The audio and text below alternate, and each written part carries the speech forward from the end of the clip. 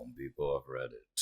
What made you completely lose your cool? Story 1. My 7th trip to the DMV while trying to reinstate my license. Every single time they scrutinized my paperwork and always managed to find something wrong, sending me away to fix it. On this 7th trip, they finally said, "You have no proof that you ever had a license," despite my piles of paperwork showing my driving record and other documentation. I refused to leave the seat and said, "You people are unbelievable." The manager was called. We argued, and he said he believed that I had had a license, but there was just no proof, and he couldn't risk accepting my paperwork in case someone checked it. I said I refused to leave until I knew exactly what was needed. The manager then said, "Tell you what, I can contact the last state you lived in and could get verification that I had had a license there.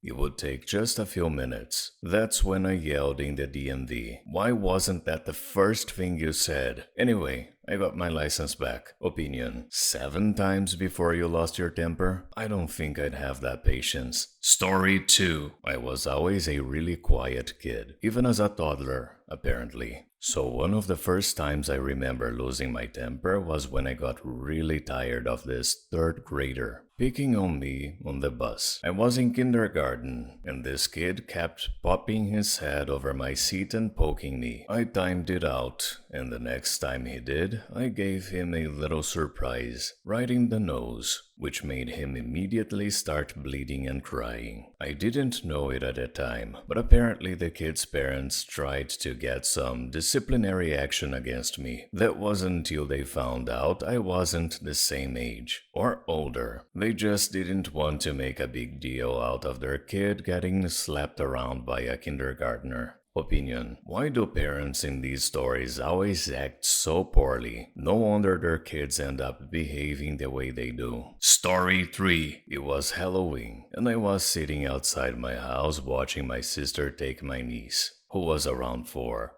trick-or-treating. The people who lived above us decided to shoot a firework at them. This is the only time I've ever lost my temper. I got them inside the house and made sure they were okay. My sister had only a few minor burns on her arm and managed to shield my niece from the explosion. At that point, I was so angry. I went up to their door and started banging on it, demanding they come out. They didn't answer, so I started trying to kick the door in. My mom and brother dragged me away and back inside to calm me down. Half an hour later, the police arrived, because the neighbors had called them about me. Luckily, after we explained what had actually happened, I didn't get in any trouble, but neither did they. Opinion: they should have been arrested. They could have seriously hurt your sister or niece. I've heard stories of people who lost their lives to it. Story 4. I had been dealing with listening to my dad and his ex-girlfriend have screaming matches and occasionally getting dragged into it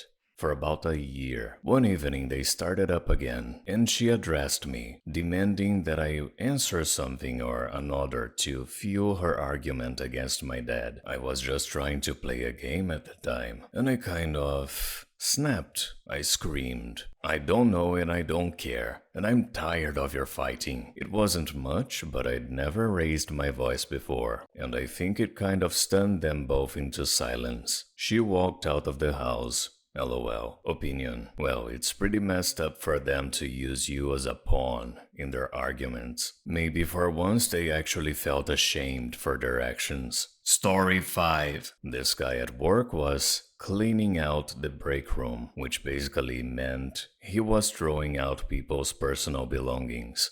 I saw my new coffee mug, the one I specifically bought for work, in the trash, and I lost my mind. I started yelling at him, telling him that what he was doing was morally wrong and that it wasn't his stuff to throw away. I went to my HR manager and complained about the principle of the thing. Then I took all the coffee mugs from the trash and washed them. The good thing is, if you're a calm person 99% of the time, people are more likely to listen to you during the 1% of moments when you lose it. Opinion: throwing out food in the break room. Fine. Whatever. People leave that stuff to just rot for months. But coffee mugs? I would be upset too. Story 6. Back when I was working retail, I was manning the return desk when this woman came in to return 2 totes full of clearance clothes. She wanted to rebuy them all, since the clearance items were now cheaper. That's against the rules. So I explained why, but as usual, she got a manager and the manager caved. Since she bought the items on 3 different receipts and mixed them all up, this transaction was about to take at least 30 minutes, and I was frustrated but doing my best to hide it.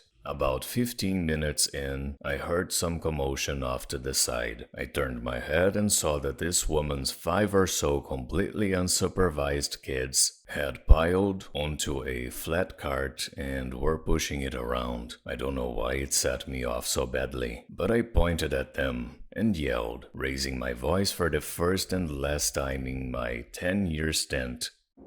The entire place fell silent, and the customer was so mad at her kids that she took her stuff and left. A couple of co-workers said seeing me get angry was really unsettling. It's a blessing and a curse that comes with being the quiet one, I guess. Opinion. I probably would have ended up getting fired because I would have lost my temper with the manager for giving in to that nonsense. Story 7. My brother and I played travel sports for a few seasons as kids. One trip, I was at the pool with some of his teammates, messing around in the water, and the coach's kid was being a jerk as usual. My brother was one of the smaller kids on his team, so the coach's son would mess with him a lot. Most of the kids on my brother's team disliked him, but didn't speak up, so they wouldn't be next. This time he thought it would be funny to pick up my brother's drink right in front of him and spit into it.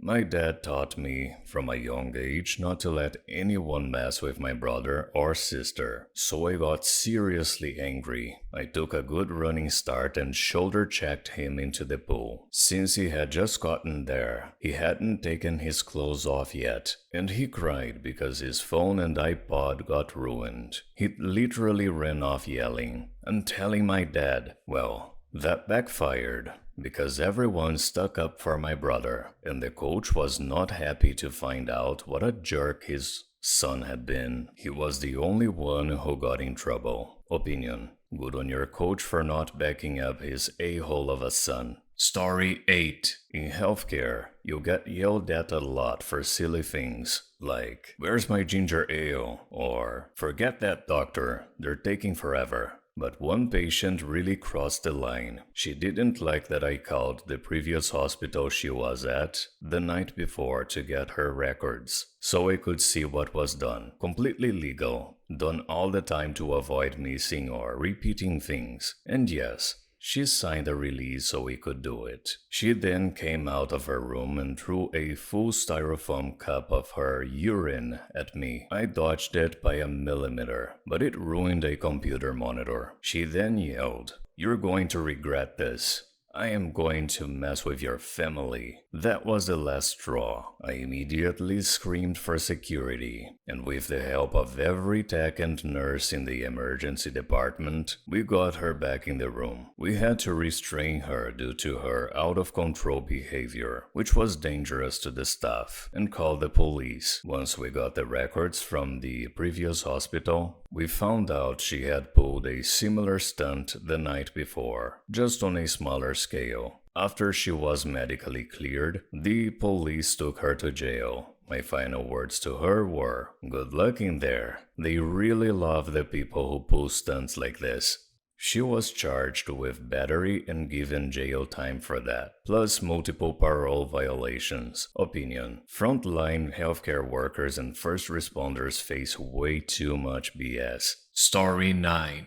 I worked at a theater and once saw a father pressing his child's head down to make him appear shorter than the minimum height requirement, so he wouldn't have to pay for a ticket for the child. The child was in pain, and I ended up in a screaming match with the dad, adding an explanation on why there's a height limit instead of an age limit. Well, I guess the system was designed for children who are small enough to not need a separate seat, i.e., they can sit with their parents in one seat, not having to pay. They decided that 90 centimeters would be the cutoff point, meaning after that height, the parent would need to buy a separate seat for the child. It's not so much that your child is young enough to not have to pay for a movie ticket, but rather that your child is small enough to not need their own seat. So one ticket entitles you to one seat. You can buy a ticket for your child under 90 centimeters if you want, and use the second seat for your child or your bags. It's not free seating. You get to choose which seats you want, so no one else can claim the seats you've bought. Opinion. No offense, but height-based systems for things like that,